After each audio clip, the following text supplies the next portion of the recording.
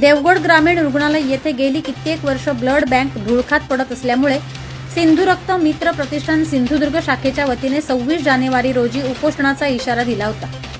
याची दखल घेत जिल्हा शल्य चिकित्सक डॉक्टर श्रीपाद पाटील यांनी ग्रामीण रुग्णालयाला भेट देत सदर रक्तपेढी 26 जानेवारीपासून तात्काळ सुरू करण्यात येईल असे आश्वासन दिल्यानंतर सिंधू रक्त मित्र मंडळ प्रतिष्ठानच्या वतीने पुकारण्यात आलेले उपोषण स्थगित करण्यात येत आहे।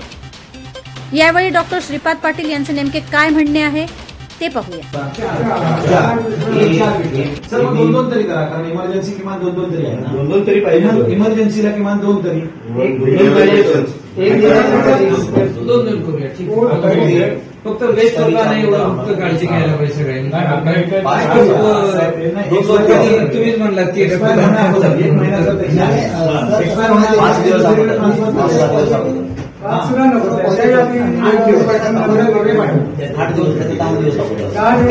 ब्लड स्टोरेज युनिट देवगड ग्रामीण रुग्णालयामध्ये सुरू करण्याविषयी आपण आधीच्या पूर्वी यांना सूचना केल्या होत्या, पण काही दिवसापूर्वी या ठिकाणी उपोषणाला बसणार असं कळाल्यानंतर मी स्वतः आमचे आरएमओ सर डॉक्टर इंगळे स्वतः या ठिकाणी भेट देण्यासाठी आलो।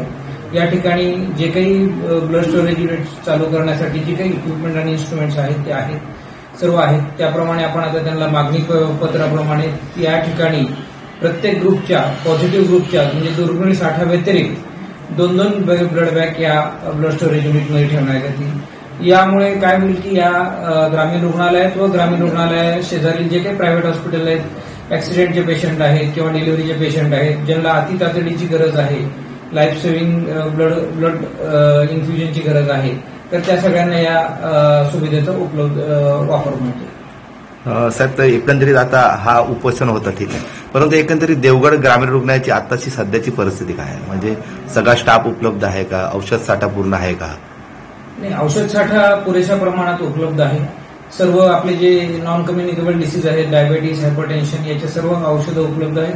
त्याचप्रमाणे श्वानदंश याचे पण आपल्याला सगळीकडे व्हॅक्सिन्स उपलब्ध आहेत। स्टाफसाठी आपण वरिष्ठ स्तरावरती मागणी केलेली आहे, लवकरात लवकर मिळेल अशी अपेक्षा आहे। परंतु साहेब, आता हा तर प्रश्न गेले कित्येक दिवसापासून चालू आहे, म्हणजे स्टाफ अभावी या ठिकाणी रुग्णांची व्यवस्था होत नाही, हाल होतात, असं वारंवार बोललं जात आहे। परंतु त्याच्याविषयी आपण वरिष्ठ कार्यालयाकडे वारंवार मागणी केलेली आहे व आता मागच्या 2 महिन्यापूर्वीच त्यांची स्टेट लेवलवरती इंटरव्ह्यू झालेले आहे, लवकरात लवकर मिळेल अशी अपेक्षा आहे। सर, आता जो साठा केला जाणार आहे ब्लड बँकचा, साधारणतः त्याची हे किती आहे, क्वांटिटी किती आहे? प्रत्येक ग्रुपचे 2 बॅग्स याप्रमाणे सुरुवात करणार आहोत।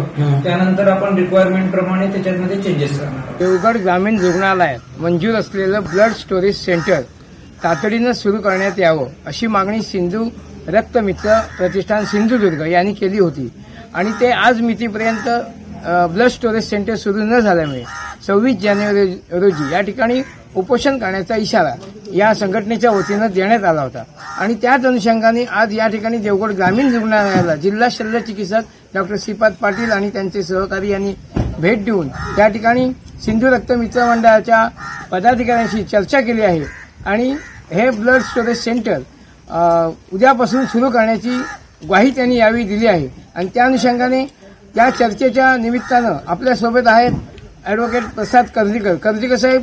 या आपल्या मागणी संदर्भात कशा पद्धतीनं ही मागणी आता पूर्णत्वास जात आहे याविषयी आपण काय सांगाल?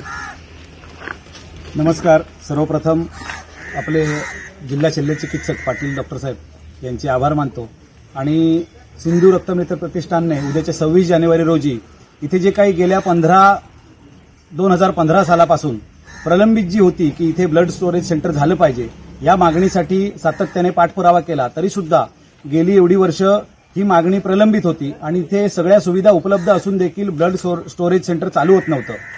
त्यामुळे प्रतिष्ठानने उद्या 26 जानेवारीचा मुहूर्त साधून उपोषण करण्याची लेखी पत्रव्यवहार केलेला होता आणि या पत्रव्यवहाराला सर्वच सामाजिक संघटनांनी, स्थानिक लोकांनी, लोकप्रतिनिधींनी पाठिंबा दिलेला होता आणि उद्याच्या होणाऱ्या उपोषणाला बहुसंख्येने उपस्थित राहून इथली जी काही स्थानिक देवगड तालुक्याची जी समस्या आहे ती निराकरण करण्यासाठी सर्वांनी ताकदीने उपस्थिती दर्शवण्याचं ठरवलेलं होतं।